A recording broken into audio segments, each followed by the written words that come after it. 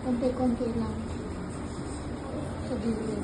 Konti lang. Paano mo muna?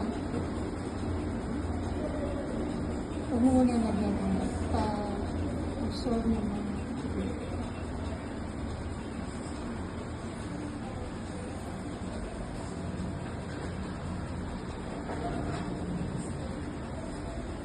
Hindi siya nag-absorb.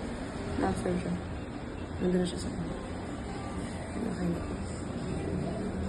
Kailangan konti-konti lang siya. Ayan, humigop siya sa kanya. Hindi kaya nasobrahan. Na-absorb na? Wala na. Okay na po. Ayan, huwag mo na dagdagan parang nalagyan na rin yung tono mo. Okay na yan, basta ganyan lang ipa-absorb mo.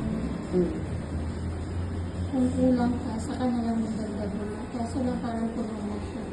Puno na.